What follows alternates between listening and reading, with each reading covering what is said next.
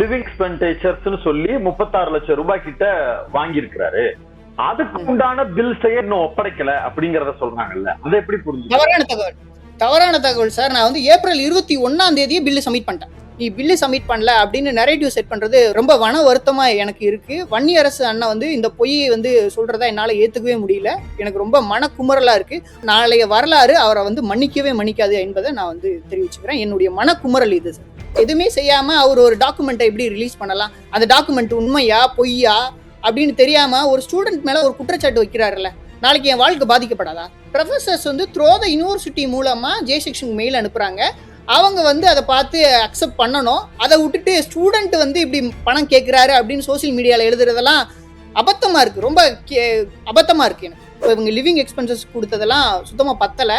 ரிசர்ச்சுக்கு அவங்க கொடுப்பாங்கன்னு நம்பி என்னுடைய உணவுலேருந்து தண்ணி கூட வந்து நான் சரியாக குடிக்கிறது இல்லை. கிட்னி ஸ்டோன்ஸ் கூட ஃபார்ம் ஆயிடுச்சு. அந்த மாதிரி என்ன நான் வருத்திக்கிட்டு இந்த ஆராய்ச்சியை பண்ணிட்டு இருக்கேன். இப்படி நான் ஆராய்ச்சி பண்ணிட்டு இருக்கும்போது என்ன வந்து இவர் வந்து பில்லு சப்மிட் பண்ணல அப்படின்னு சொல்றது ரொம்ப மன வருத்தமா இருக்கு. நான் இவ்வளோ ஃபாலோஅப் மெயில் பண்ணல, இன்ன வரைக்கும் அஃபிஷியலாக இன்ன வரைக்கும் எனக்கு ஒரு மெயில் கூட வரல சார். ஒன்ஸ் நீங்கள் செல்ஸ் எல்லாம் போட்டிங்கன்னா அது கல்ச்சர் பண்ணிகிட்டே இருக்கணும்.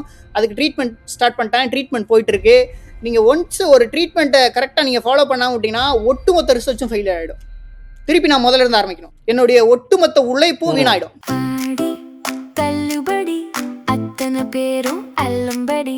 6 முதல் 60% வரை ஆடி தள்ளுபடியுடன் சூப்பர் சரவணா ஸ்டோர்ஸ், சென்னை, மதுரை, கோவை. பேரலை நேயர்களுக்கு வணக்கம். அண்ணல் அம்பேத்கர் அயலக கல்வி உதவித்தொகை திட்டம் சமீபத்துல பேசுபொருளாக மாறிக்கிட்டு இருக்கு. மலேசியாவில் 2ஆம் ஆண்டு ஆய்வு படிப்பை மேற்கொண்டிருக்கக்கூடிய பாரதிதாசன் ராமன் வெளியிட்டிருந்த காணொலிய சமூக ஊடகங்கள்ல பார்த்திருப்பீங்க. அது மிகப்பெரிய அளவிற்கு வைரலானது. சமூக நீதித்துறையினுடைய அமைச்சர் வன்னியரசு அவர்கள் வெளியிட்டிருந்த செய்தி குறிப்பு பெரிய அதிர்ச்சியை ஏற்படுத்தியது. மாணவர் வெளியிட்டிருந்த வீடியோல என்ன சொல்லி இருந்தாங்க அப்படின்னா, 2ஆம் ஆண்டு படிக்கிறாங்க, 2ஆம் ஆண்டுக்கு உண்டான ஸ்காலர்ஷிப்ஸ் அமௌண்ட் இப்போ வரைக்கும் வந்து சேரவே இல்லை. இது கடுமையான மன உளைச்சலுக்கு உள்ளாக்கி இருக்கு.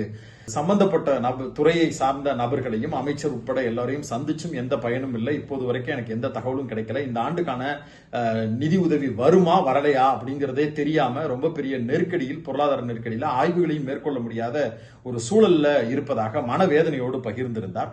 அதை ஒட்டு வெளியான செய்தி குறிப்பில் அரசு தரப்பிலிருந்து சொல்லப்பட்டது மிகப்பெரிய அதிர்ச்சியை ஏற்படுத்தி இருந்தது. அதை வன்னியரசு தோழர் பகிர்ந்திருந்தது இன்னும் பெரிய அதிர்ச்சியாகவும் இருந்தது. கூடுதல் பணத்தை பெறுவதற்காக சமூக ஊடகங்களில் இப்படியான செய்தியை இந்த மாணவர் வெளியிட்டிருக்கிறார் அப்படிங்கிற மாதிரி அந்த வரிகள் இடம்பெற்றிருந்தது மிகப்பெரிய காயத்தை ஏற்படுத்தி இருந்தது. விடுதலை சிறுத்தைகள் கட்சி நம்முடைய தோழமை கட்சியாக இருக்கக்கூடிய ஒரு அமைப்பு. ஆட்சியில் பங்கு அதிகாரத்திலும் பங்கு என்கிற முழக்கத்தோடு ஆட்சியில் முதல் முறையாக பங்கு வகிக்கக்கூடிய ஒரு சூழல். தோழர் வன்னியரசு அவர்களுக்கு அந்த துறை கிடைத்தவுடன் மிக வீரியமாக அந்த துறை இயங்கிக் கொண்டிருக்கு அப்படின்னு பலராலும் பரவலாக பாராட்டப்பட்டுக் கொண்டிருக்கிறது. அந்த துறையிலிருந்து இப்படி ஒரு அறிக்கை, அதுவும் அந்த மாணவருக்கு எதிராக வருது அப்படிங்கிறத பார்த்த உடனே ரொம்ப பெரிய அதிர்ச்சியாக இருந்தது. உண்மையில் என்ன நடந்தது? அந்த மாணவர் தரப்பிலிருந்து பொய் சொல்லுகிறாரா? கூடுதலாக பணம் பெற்றதாக சொல்லப்படுவது உண்மையா? என்ன அடிப்படையில் ஆய்வு மாணவருக்கு உண்டான தொகைகள் பிரிக்கப்படுகிறது? உண்மையில் என்ன நடந்தது? மாணவருக்கு வரவேண்டிய பணம் இதுவரை வந்து சேர்ந்ததா? அப்படிங்கிற பல்வேறு விஷயங்களை அந்த மாணவரிடமே கேட்டு தெளிவு பெற விரும்பி இருக்கிறோம். பேரலையின் சார்பாக அவரை நேர்காணலும் எடுக்க வந்திருக்கிறோம். தோழர் வணக்கம். வணக்கம் சார். என்ன நடந்தது? எங்களுக்கு உங்க தரப்புல இருந்து ஒரு காணொளி வருது, அமைச்சர் தரப்புல இருந்து ஒரு செய்தி வருது. அமைச்சர் தரப்புல இப்போதைக்கு சொல்லப்படுவது மெயின்ஸ்ட்ரீம் ஊடகங்கள்ல மாணவர் பொய் சொல்லி இருக்கிறார் அப்படின்ற செய்தியாக கார்ட்ஸ், நியூஸ் எல்லாத்தையும் போட்டு பரப்பிக்கிட்டு இருக்கிறாங்க. சம்பந்தப்பட்ட அமைச்சர் தரப்புடைய பலரும் கூட அத ஒரு விஷயமா பேசும் பொருள் ஆக்கி இருக்கிறாங்க. ஆக்சுவலா என்ன நடந்துட்டு இருக்கு சார்? ஆக்சுவலா நான் வந்து 2025 வந்து பிஹெச்டி நியூரோ ரீஜெனரேட்டிவ் மெடிசன் அப்படின்னு ஒரு டிபார்ட்மெண்ட் கீழே மலேசியாவில் அப்ளை பண்ணி நான் ஒரு ப்ரப்போசல் அனுப்பி அது அப்ரூவ்ட் ஆகி நான் வந்து 2025 ஏப்ரல் மந்த் நான் வந்து மலேசியா வந்தேன். ஃபஸ்ட் இயருக்கு வந்து எனக்கு தேவையான டியூஷன் ஃபீஸ், லிவிங் எக்ஸ்பென்சஸ் கொடுத்துட்டாங்க. நீங்கள் அவர் வன்னியரசு அண்ணன் வெளியிட்டதில் நீங்கள் பார்த்துருப்பீங்க. 2ஆம் ஆண்டுக்கான எண்டோஸ் அப்படின்னு சொல்லக்கூடிய என்னென்ன தேவைப்படுது, அதாவது ஒரு ஆய்வுக்கு இதெல்லாம் தேவை. இப்போ என்னுடைய ஆய்வு என்பது முழுக்க மனித மூளையை பற்றியான ஒரு ஆய்வு. அதுக்கு ரீஏஜென்சி, செல்ஸ்லாம் ரொம்ப காஸ்ட்லிஸாக இருக்கும். நான் பிஃபோர் இங்கே வரதுக்கு முன்னாடி நான் இவ்வளோ தர்றேன்னு ப்ராமிஸ் பண்ணி அந்த ஜிஓ வச்சு எனக்கு ஸ்காலர்ஷிப் கிடைக்குது. அதை வச்சு நான் என் ஸ்டடீஸை ப்ரப்போஸ் பண்ணி நான் இங்கே வர்றேன். அரசு சொன்ன விஷயத்த வந்து ஃபர்ஸ்ட் இயர் பண்ணிட்டாங்க. செகண்ட் இயர் டியூஷன் ஃபீஸ் கொடுத்துட்டாங்க. லிவிங் எக்ஸ்பென்சஸ் ஒரு 6 lakh கிட்ட கொடுத்துட்டாங்க. ஒரு டியூஷன் ஃபீஸ் பே பண்ணால் மட்டுமே ஒரு ஆய்வு என்பது போகாது. டியூஷன் ஃபீஸ் கல்லூரியில் நீங்கள் படிக்கிறதுக்கான ஃபீஸ்.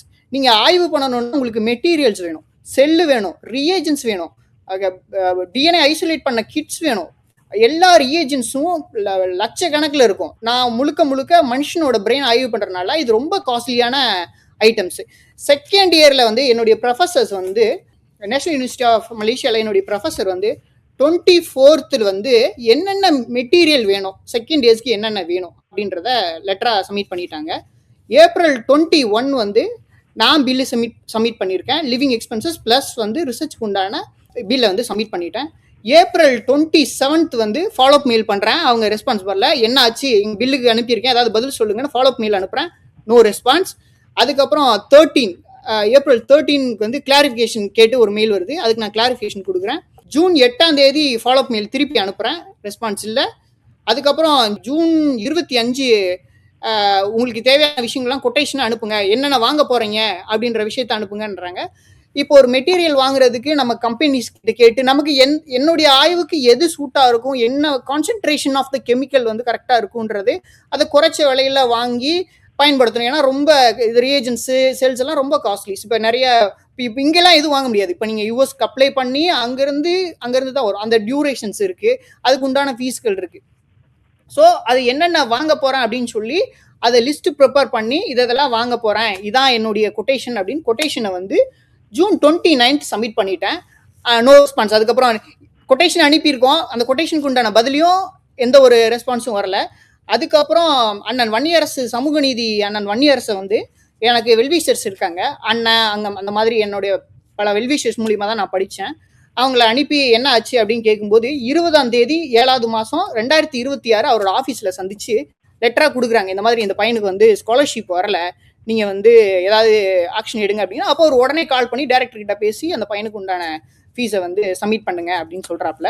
அடுத்து அவசர மனுவா, ஏன்னா இங்க நாள் வந்து போயிட்டே இருக்கு, டியூரேஷன் போயிட்டே இருக்கு. சொல்லிதான் உங்களுக்கு வந்து அந்த டியூஷன் ஃபீஸ் வந்ததா? இல்ல, அதுக்கு முன்னாடி பிஃபோர் எலெக்ஷனுக்கு முன்னாடி கொடுத்துட்டாங்க. டியூஷன் ஃபீஸ் பிஃபோர் எலெக்ஷன்லயே வந்துருச்சு. அப்புறம் அவர் சொன்னது எதுக்காக? இப்போ பையனுக்கு உண்டான ஃபீஸை கொடுங்கன்னு வன்னியரசு அவர்கள் சொன்னது எதுக்கு? அது வந்துச்சா? ரிசர்ச்க்கு உண்டான ஃபீஸ் 6 மாசம் லிவிங் எக்ஸ்பென்ஸ் கொடுத்துருக்காங்க. இன்னும் 6 மாசத்துக்கான லிவிங் எக்ஸ்பென்ஸ் வேணும் இல்லைங்களா, அதுக்காக கேட்டிருந்தார். அப்ப அவர் சொன்னபடி அவர் சொன்னது பையனுக்கு உடனடியா அந்த ஃபீஸை கொடுங்க அப்படின்னு ஏற்பாடு பண்ணி அந்த 6 லட்சமாவது வந்ததா? அது முன்னாடியே வந்துருச்சு சார். அது முன்னாடியே வந்து அது வந்து எப்போ வந்துருச்சுங்கன்னா மே மாசம் 7ஆம் தேதியே வந்து உங்களுக்கு அந்த அமௌண்ட் வந்துருச்சு.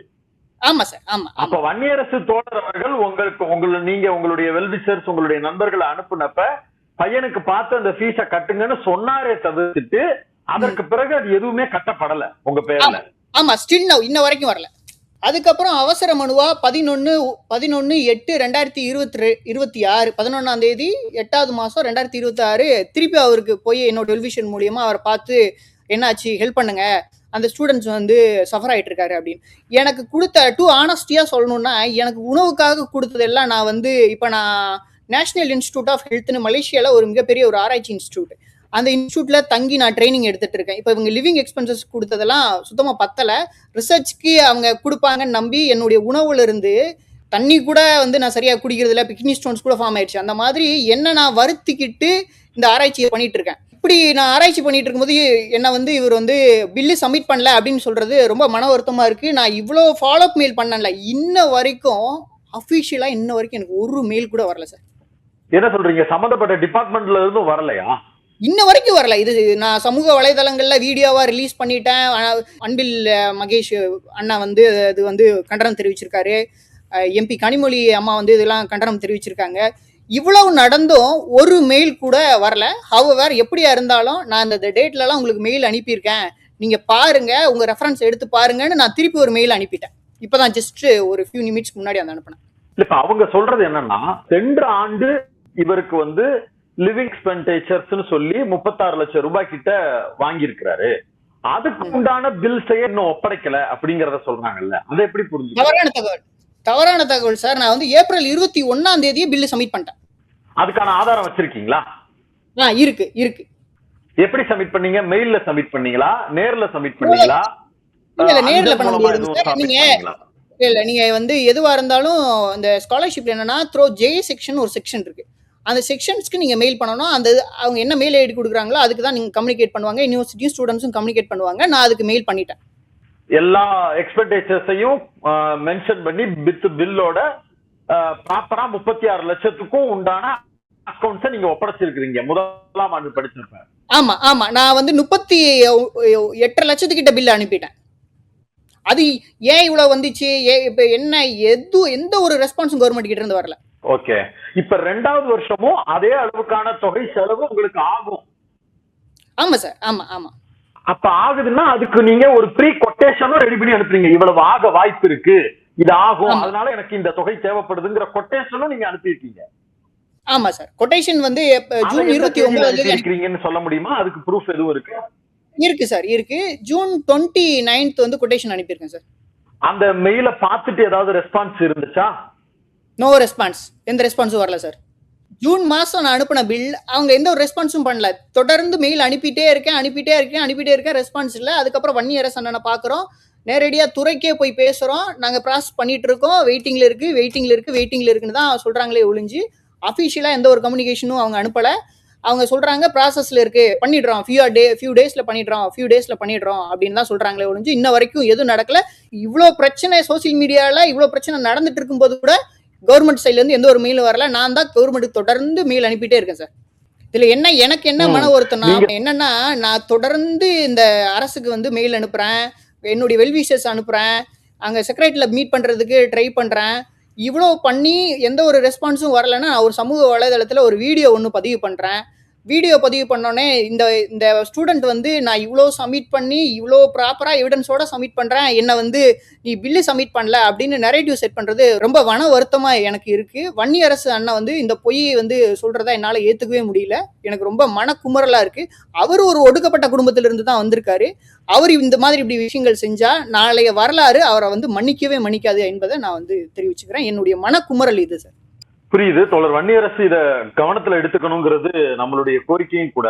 எனக்கு இல்லைங்க சார், இப்படி ஒரு பிரச்சனை நடந்துட்டு இருக்கு, சமூக நீதி அமைச்சர் பேசியிருக்கணும், அல்லது வந்து என்ன பிரச்சனைன்னு கேட்டிருக்கணும். எதுவுமே செய்யாம அவர் ஒரு டாக்குமெண்ட்டை எப்படி ரிலீஸ் பண்ணலாம்? அந்த டாக்குமெண்ட் உண்மையா பொய்யா அப்படின்னு தெரியாம ஒரு ஸ்டூடெண்ட் மேல ஒரு குற்றச்சாட்டு வைக்கிறாருல்ல, நாளைக்கு என் வாழ்க்கை பாதிக்கப்படாதா? இல்ல, இப்ப சமூக ஊடகத்துல என்ன செய்தி வருதுன்னா, அவருக்கு டியூஷன் ஃபீஸே 5 லட்சம் தான், லிவிங் எக்ஸ்பென்ஸ் வந்து 32 லட்சம் 40 லட்சம் ஆகுமாமா.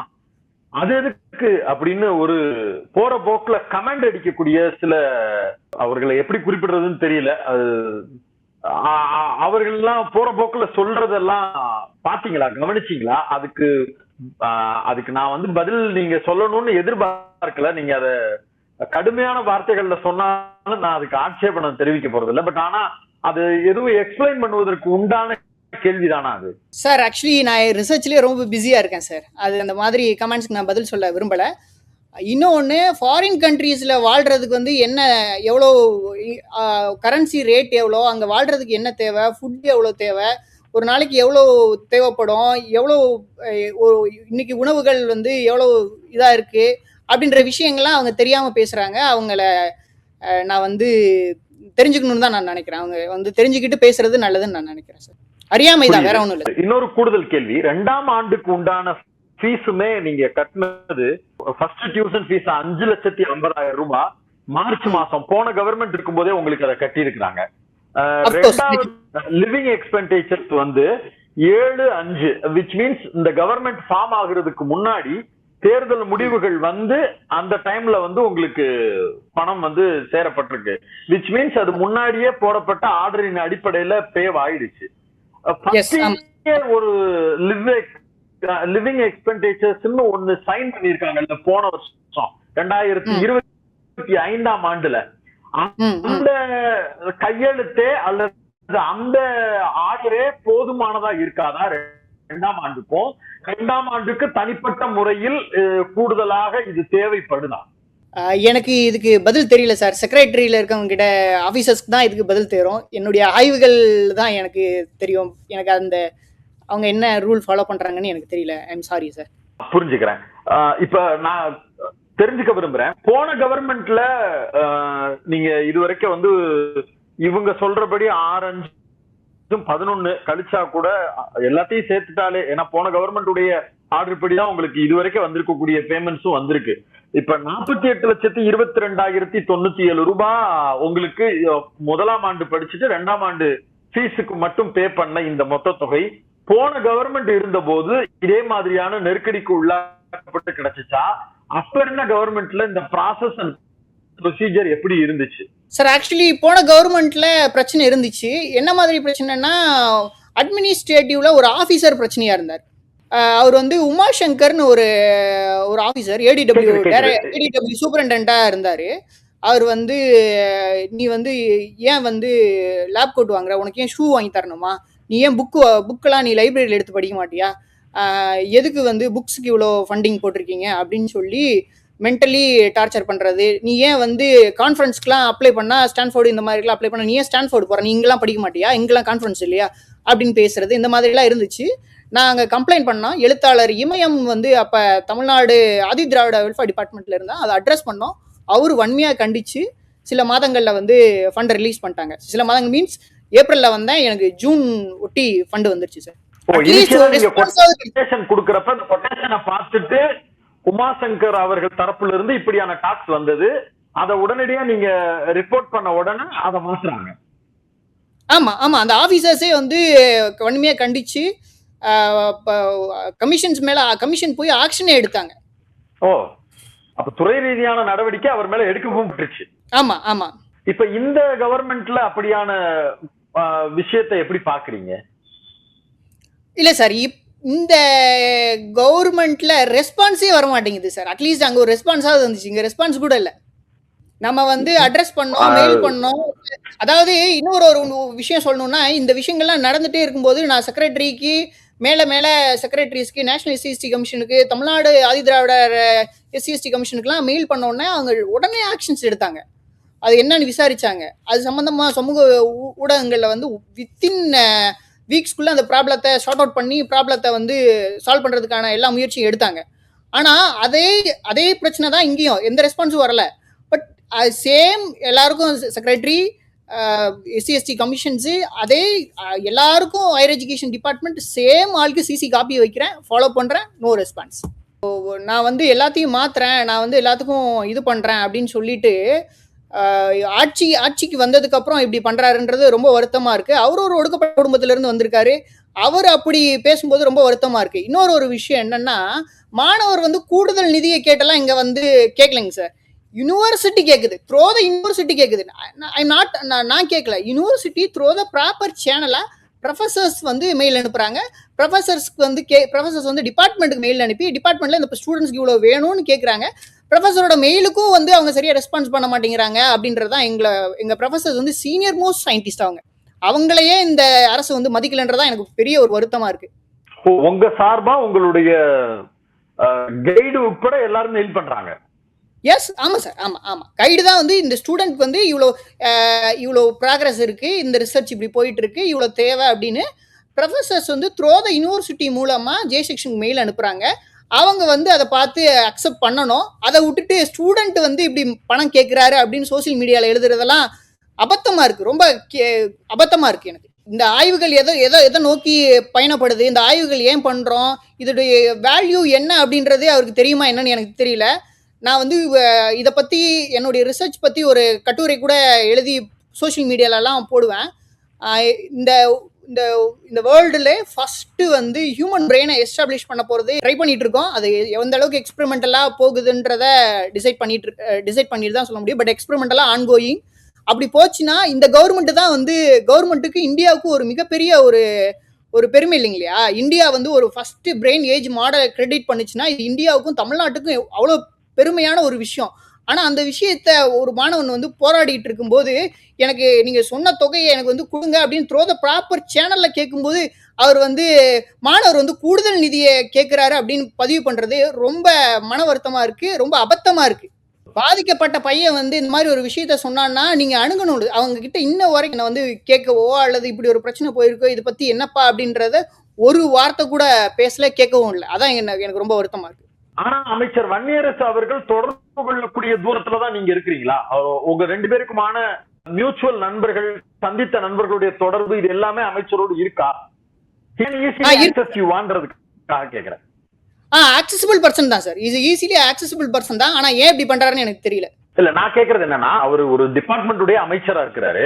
அவருக்கு பல நபர்கள் சந்திப்பாங்க, கொள்ளுவாங்க. அதனால உங்களை பரிச்சயம் இல்லாம இருக்கலாமா அப்படிங்கிறதுக்காக கேக்குறேன். அவருக்கு உங்களை தொடர்பு கொள்ள முடியற அளவுக்கான தூரத்துல அறிமுகத்துல நீங்க இருக்கீங்களா? விச் மீன்ஸ் ஒரு வெல்விஷர்ஸ் மூலமா நீங்க ஜூலை மாசம் அவரை சந்திச்சதா சொன்னீங்கல்ல, அப்படியான தொடர்புகளை நீங்க மெயின்டைன் பண்றீங்களா? யார் மூலமா சந்திச்சீங்கன்றது அமைச்சர் தோழர் வன்னியரசு அவர்களுக்கும் தெரியுமான்னு கேக்குறேன். தெரியும், ரொம்ப பழக்கமானவங்க. அவங்களும் ஒரு கட்சி சார்ந்து சமூகம் சார்ந்து உழைக்கக்கூடிய ஸ்டூடெண்ட் தான்.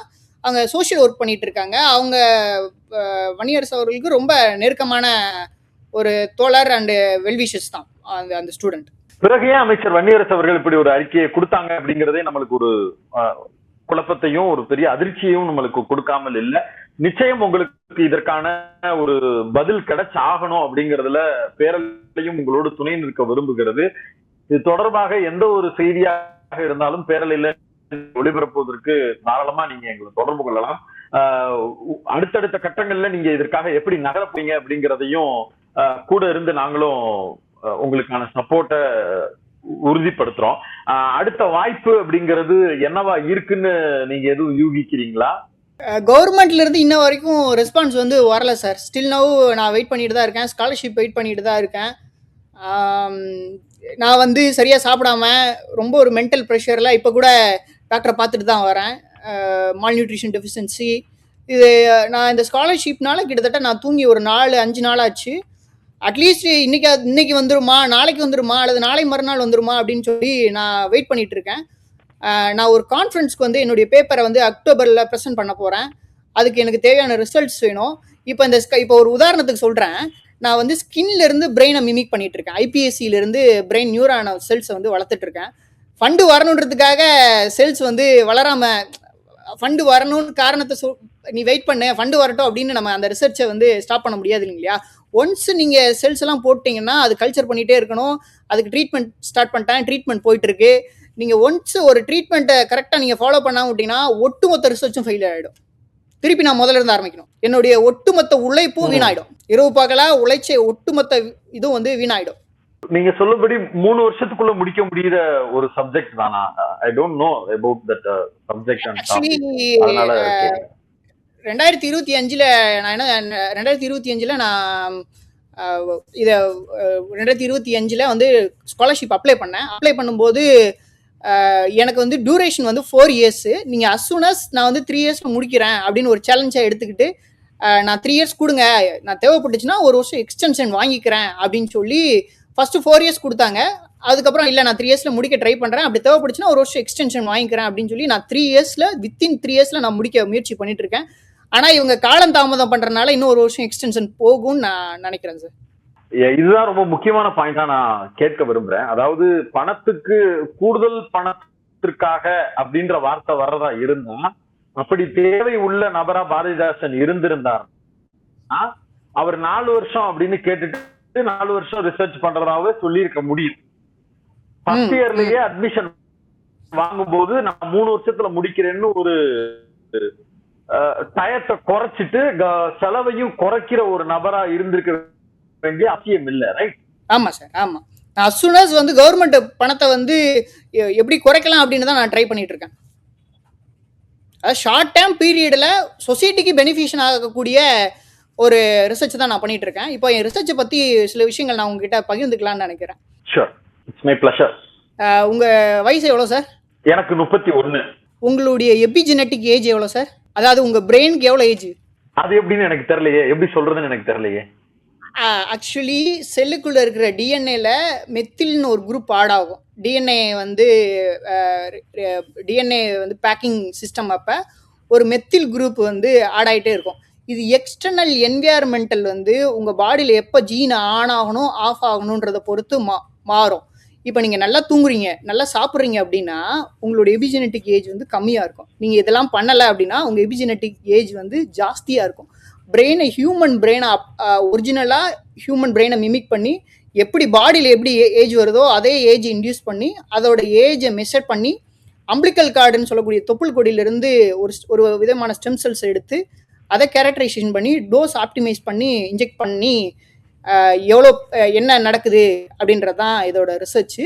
இது Alzheimer's, Parkinson, neurological disease, ageing people வந்து எப்படி வயசாகுது, இந்த வயசை வந்து இந்த ஏஜிங் விஷயத்த வந்து ஸ்டெம் செல் கொடுத்து ட்ரீட் பண்ண முடியுமா, அப்படி ட்ரீட் பண்ணால் எவ்வளோ பெனிஃபிஷியல் ஆகும். இன்றைக்கி நம்ம சொசைட்டியில் வந்து கிட்டத்தட்ட ஆல்மோஸ்ட் 1.5 மில்லியன் பீப்புள்ஸ் வந்து ஏஜிங்னால பாதிக்கப்படுறாங்க. இப்படி ஒரு ஸ்டெம் செல் ட்ரீட்மெண்ட் வந்துருச்சுன்னா நியூராலஜிக்கல் டிசீஸ்ல இருந்து முழுமையா அவங்களை குணப்படுத்த முடியும்ன்றதுதான் என்னுடைய ஆய்வு.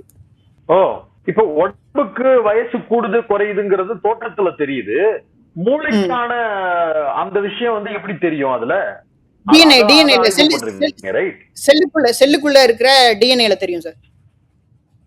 மாலிகுலர் லெவல்ல போய் ஸ்டடிஸ் பண்ணிட்டு மைன்யூட் பார்ட் செல்லு, பிரெயின்குள்ள இருக்க பிரெயின் ஆர்கனுக்குள்ள இருக்க டிஷ்யூக்குள்ள இருக்க செல்லுக்குள்ள இருக்க நியூக்ளியஸ்குள்ள இருக்கிற டிஎன்ஏக்குள்ள நடக்கிற மெக்கானிசம். இது ரொம்ப ஒரு காம்ப்ளெக்ஸான ஸ்டடிஸ், ரொம்ப ஆச்சரியமாவும் ரொம்ப வியப்பாவும் இருக்கக்கூடிய ஸ்டடிஸ். இப்போதைக்கு மூளை குறித்தான ஆய்வு அப்படின்னா சமூக ஊடகங்கள்ல பரவலா பகிரப்படுவதும் பேசப்படுவதும் டெஸ்லா குறித்தான விஷயங்கள் தான். அதை தான் நம்மளால தெரிஞ்சுக்க முடியுது. பட் டெஸ்லா வந்து ஒரு ஆர்டிபிஷியல் இன்டெலிஜென்ஸ் வைக்கிறாங்க, மூளையை வந்து இப்படி பண்றாங்க அப்படி பண்றாங்க,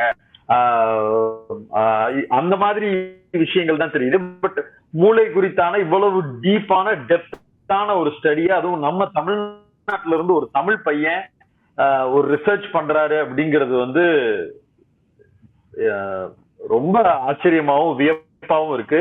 நிச்சயம் நீங்க ஒரு பெரிய ஆய்வை மேற்கொண்டு அதன் மூலமா இந்த சமூகத்துல ஒரு பெரிய சேஞ்ச கிரியேட் பண்ணுவதற்கு, ஒரு பெரிய ரெவல்யூஷனா ஒரு மாற்றத்தை உருவாக்குவதற்கு பேரலை சார்பாக வாழ்த்துக்கள். அதற்காக எப்போதும் துணை நிற்க விரும்புகிறோம்.